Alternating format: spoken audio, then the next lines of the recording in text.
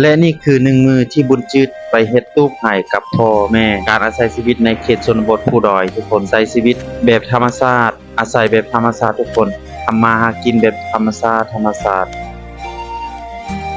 นี่คืออีกวิธีหนึ่งที่การเฮ็ดเทียงไร่เทียงนานะทุกคนอันนี้คือการเฮ็ดตู้เป็นบอนที่พักอาศัยเนาะทุกคนอันนี้เวลาเราไปสวนบ่ไปไร่บ่ครับจำเป็นต้องมีที่พักเพื่อหลบแดดหลบฝนนะทุกคนอันนี้คือวิธีการเฮ็ดแบบเดิมๆเลยทุกคนมีไม้มีหยังต่างๆประกอบแบบอาศัยของธรรมชาติล้วนๆเลยทุกคนไม้ตอกทุกสิ่งทุกอย่างมันเป็นของธรรมชาติทั้งหมดเลย อันนี้แหละวิธีการเฮ็ดของชนเผ่าละเมดที่อาศัยตามภูผาป่าดง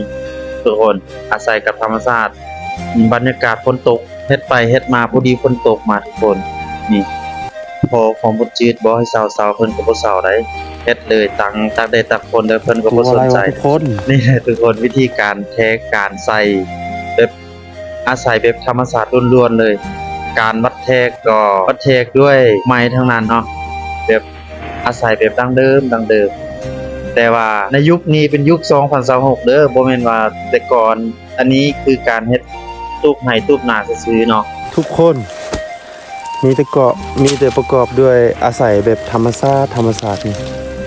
การเฮ็ดตู้ไผ่ของชนเผ่าละเมดทุกคนเบิ่งเด้ออาศัยแต่ของธรรมชาติอย่างเดียว ยุค2026แต่ว่ายังอาศัยกับธรรมชาติอันนี้ไม่ตอกจัดตอกละมัดเองแทกก็แทกโดยธรรมชาติอีกการอาศัยชีวิตแบบนี้ชื่อก็เชื่อว่าหลายๆชนเผ่าที่อาศัยชีวิตแบบธรรมชาติเนาะแบบผู้ดอยยังมีหลายชนเผ่าอยู่บนดอยนะทุกคนยังอาศัยแบบนี้ทุกชนเผ่าเพราะว่าจะเป็นชนเผ่าบุตรจืดเนี่ยชนเผ่าละเมดหรือว่าชนเผ่าอื่นๆในประเทศลาวหรือว่าในทั่วโลกถ้าอยู่ในเขตชนบทบ่ในเขตผู้ดอยบ่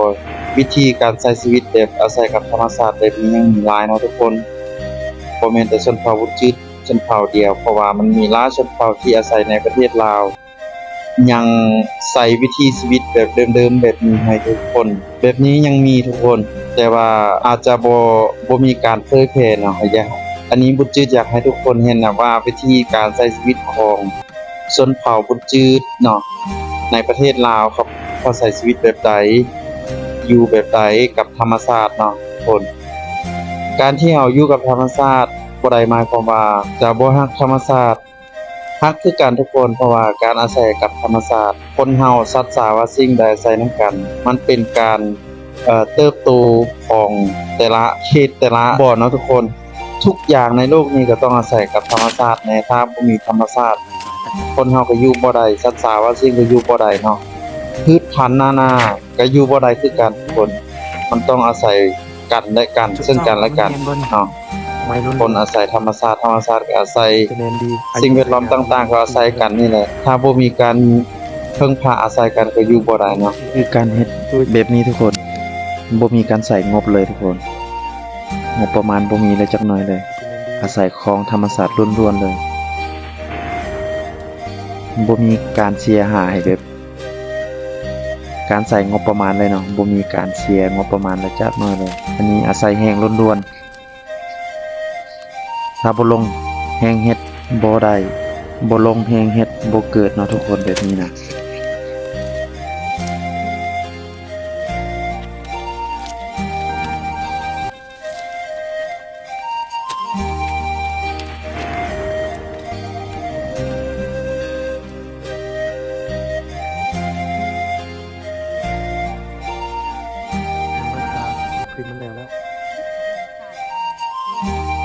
สิ่งที่เฮ็ดเนาะเฮาเฮ็ด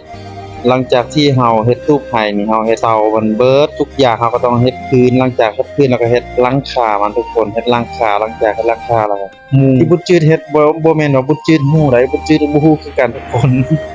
อันนี้คือเฮ็ดตามที่พ่อแม่เขาบอกว่าเฮ็ดแบบนี้แบบนั้นก็ลงมือเฮ็ดอย่างเดียวเพราะว่าให้บุญจืดฮู้ว่ามันเป็นแบบใดเอาตัวใดมาเทเอาตัวใดมาวัดนี่บุญจืดบ่ฮู้คือกันทุกคน อันนี้บ่จืดก็บ่เข้าใจปานใดเนาะ วิธีเทกวิธีเทกใส่แต่ใหม่อย่างเดียว ทุกคนบ่มีไว้เม็ด อันนี้วิธีเฮ็ดเดิมๆสมัยตะกี้นี่นะ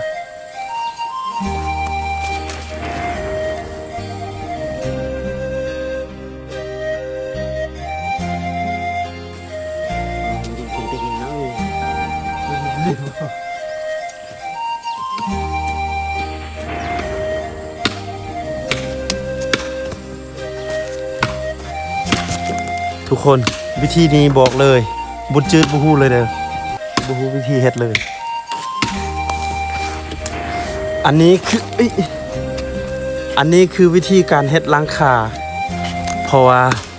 เฮาเฮ็ดพื้นมันแล้ว ที่เหลือต่อไปเฮาสิเฮ็ดหลังคา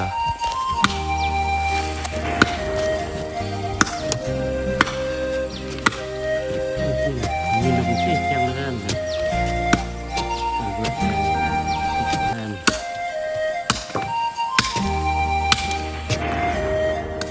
เบิ่งเนาะเบิ่งพอค่อยเฮ็ดแบบติ๊กตักง่ายดายเลยที่เขาเฮ็ดน่ะเพราะว่าพ่อแม่ก็อาศัยกับธรรมชาติตั้งแต่เกิดตั้งแต่น้อยเนาะแต่บ่ได้หมายความว่าเฮาก็อยู่กับธรรมชาติโดนๆเฮาก็เฮ็ดแบบนี้เทื่อนึงเนาะถ้าถามว่าการใช้ชีวิตแบบนี้ลำบากบ่ทุกข์บ่คุณจืดตอบเลยเด้อทุกคนทุกข์ยากอีหลีไปเบิ่งเนาะทุกคนเบิ่งว่าวิธีการเฮ็ดหลังคาเป็นแบบใดนั้นไปเบิ่งนำกัน เพราะว่าการเฮ็ดแบบนี้ถ้าถามว่าลำบากบ่ลำบากทุกคนลำบากแต่ว่าเราก็ต้องทำมาหากินบ่เฮ็ดบ่ได้เนาะเพราะว่าคนอยู่ในเขตชนบทอยู่เขตภูดอยนี่ถ้าบ่ใส่กันเฮ็ดไร่เฮ็ดนานี่ก็บ่มีข้าวกินแล้วเนาะเพราะว่าในแถวบ้านของบุจืดนี่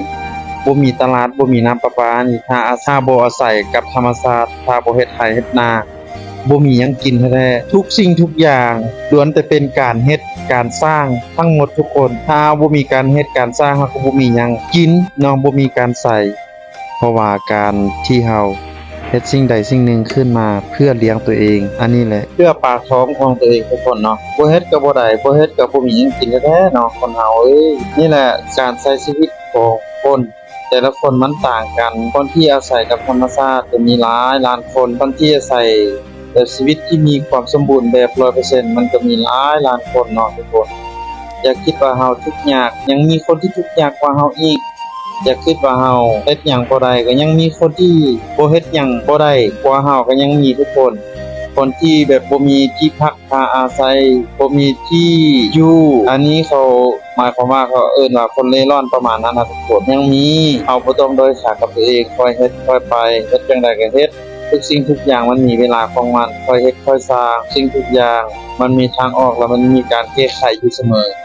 ค่อยปรับเปลี่ยนค่อยเฮ็ดค่อยสร้างเพื่อชีวิตของตัวเองเนาะทุกคนต่างมีชีวิตเป็นของตัวเองต่างมีชีวิตต่างใช้ชีวิตบ่ประมาทกับการใช้ชีวิตเด้อทุกคนเด้อเพราะว่าพุทธจิตเป็นคนหนึงที่อยากสร้างแรงบันดาลใจให้กับคนที่กำลังสู้ชีวิตคือกันเนาะพุทธจิตเป็นคนหนึงแหละที่สู้ชีวิตที่อาศัยแบบธรรมชาติที่อาศัยอยู่เขตชนบท แท้ๆเลยทุกคนเลย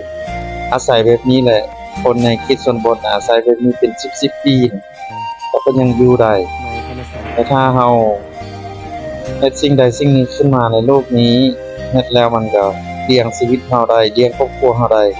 เฮาเฮ็ดไปเลยทุกคนเฮ็ดโลดอย่าท้ออย่าถอยกับมันสิ่งใดที่เฮาเฮ็ดแล้วมันได้เงินสิ่งใดที่เฮาเฮ็ดแล้วมันเลี้ยงสามารถเลี้ยงเฮาเลี้ยงครอบครัวเฮาได้เฮ็ดไปเลยอย่าสนใจอิหยังเด้อนี่แหละทุกคนพาทุกคนไปเบิ่งบรรยากาศว่าเฮาเฮ็ดแล้วเฮ็ดสำเร็จแล้วมันได้ประมาณนี้แต่ก็ยังบ่สมบูรณ์แบบเนาะเพราะว่าหลังคามันเฮามุงตองใบตองยังบ่แล้วปากหนึ่งเนาะทุกคนอันนี้คือบรรยากาศที่หลังจากที่เฮ็ดแล้วทุกคนได้ใช้เวลาในการเฮ็ดประมาณ5ชั่วโมงกว่าเกือบ6ชั่วโมงทุกคนอันนี้เฮ็ดตั้งแต่เช้าจนฮอด5โมงแลงเนาะได้ประมาณซ้ำนี้ได้ประมาณซ้ำนี้ทุกคนนี่แหละอยากเป็นกำลังใจให้กันเด้อเพราะว่าบุญจืดก็เป็นคนที่กำลังสู้ชีวิตคือกันทุกคน อยากเป็นกำลังใจให้กับคนที่สู้อย่าถอยกับชีวิตเนาะสู้จนได้สู้จนกว่าชีวิตดีขึ้น100 เท่า 1,000 เท่าเลยทุกคนอย่าถอยกับชีวิตเด็ดขาดเลยเด้อ เป็นกำลังใจให้กับคนที่ล่าฝันทุกคนเด้อ